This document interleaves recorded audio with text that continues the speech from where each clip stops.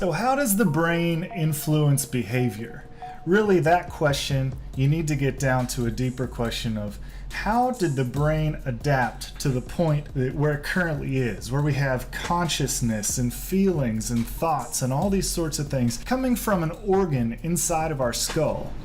How did that happen? Psychologists often look at this framework of how this happened in nature versus nurture, or really just nature and nurture. With nature being things that are innate, hereditary genetic things within our cellular DNA, things that happened before you were born.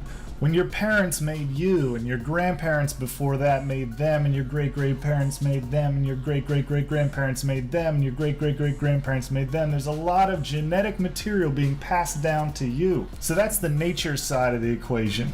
But the nurture side of the question, which is less biological, is learned things. Things that you've learned because of experiences and your environment, things that have happened since you've been born. Also of note is the interaction between the two. For example, if you were born really good looking, nature, then people might treat you differently, nurture. There is an interaction between these two things. But biopsychology deals mainly with the nature side of things, with the big question being, how does nature shape us into who we are? Well, within you, there's millions upon billions of cells, and within each one of those cells, there's a nucleus, and within each one of those nucleuses, there are chromosomes. And in those chromosomes, there's genetic material neatly arranged into genomes, and within those genomes, there's very small little genes, and those genes are made of DNA. Make sense? The coolest thing about all this DNA is that each and every one of your cells,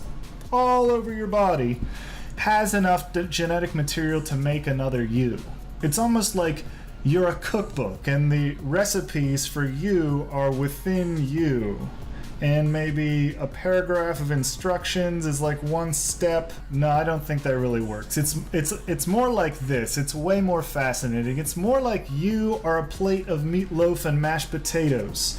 And then you take one little morsel of that meatloaf and mashed potatoes, and within that morsel there's an entire cookbook for meatloaf and mashed potatoes. And a gene is more like one little step within that cookbook.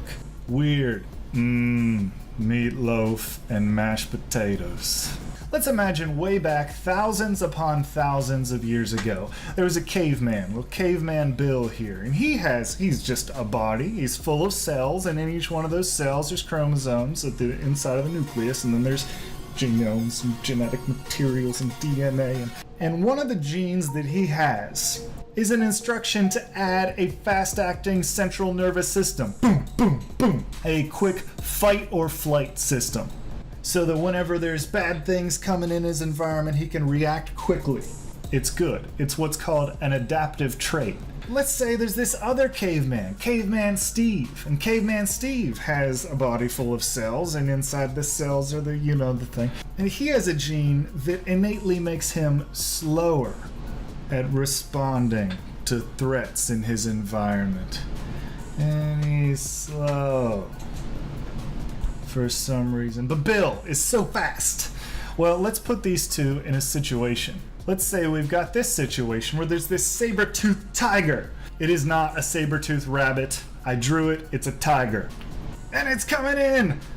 Ah! So it's coming in, and remember, Bill here has a fast-acting central nervous system. Steve here has a slow central nervous system. And boom! Bill's gone. Steve is like, I don't know what I'm doing. There's a large saber-toothed tiger coming. Well, Bill's like, I gotta go. Bill goes on to live another day while Steve dies. Well, if that keeps up, then the only people that are going to be living that will survive horrible things like a saber-toothed tiger attack or a disease or cold temperatures or hot temperatures or environmental stressors in any way, the only people that are going to survive are the ones that have the adaptive genes. Now, Bill here had the adaptive fast-acting central nervous system, and so did Cave Woman Wanda. Bow chicka wow wow. Bill and Cave Woman Wanda hook up, and they create a whole family of little kids who have that gene. In the same way that your parents passed down black hair or blue eyes or blonde hair or whatever to you, Bill and Wanda passed down a fast-acting central nervous system to their kids. These are tiger-proof kids. And that is the way that natural selection works. And let me tell you, you do not need to believe that human beings came from monkeys to believe in natural selection. It's proven that human beings adapt. They adapt to their environment and they adapt at the genetic level, which for some reason I always point at my wrist. Like that's the only place where the genes are. Remember, they're everywhere. Now I've got a question for you. The human brain is an organ that somehow controls all of the human feelings, actions, and thoughts. All of these things, humor and happiness and empathy. The human experience happens because of this organ inside of our skull that adapted over a long period of time. My question is, in what sort of situation would these things be adaptive traits, meaning they benefit you in terms of survival and reproduction? Remember, the fast-acting central nervous system that caveman Bill had helped him get out of a situation where he would have died. How could these get you out of a situation where you could die?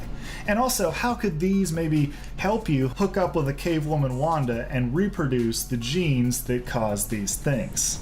That's the question. Here's another question. How is our current situation, our current environment, experiences, our current nurture naturally selecting genes that will be transmitted into the future via reproduction? Meaning, what are we doing now in our lives which cause us to survive or reproduce, and how will this cause adaptations to human beings thousands of years in the future?